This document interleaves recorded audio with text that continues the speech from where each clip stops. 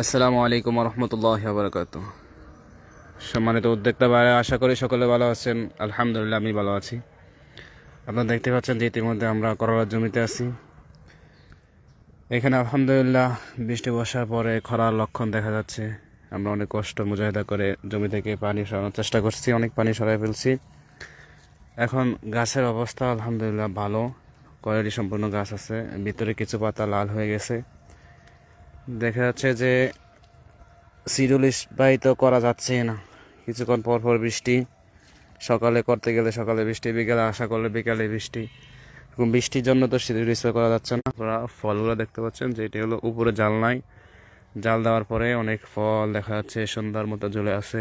দেখেন ফল, এগুলো তো সুন্দর দেখা যাচ্ছে, যেহেতু ভিটামিন দরকার, এই জন্য আমি ফলরা ব্যবহার করব।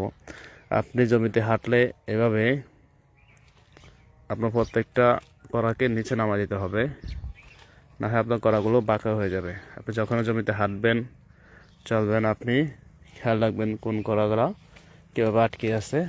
প্রত্যেকটা করাকে আপনি জাল থেকে নিচে নামা দিতে হবে।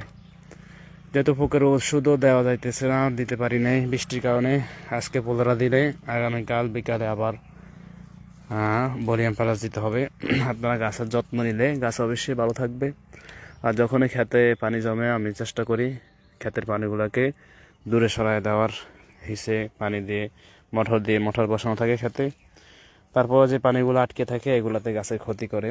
এগুলা পাওয়া যাইতেছে না, যে ক্ষেতের থেকে দূরে সরানো অনেক কষ্ট মুজাহাদা করে, যতটুকু পারি এতটুকু করি। সবার কাছে দোয়া রইল, ফি আমানিল্লাহ।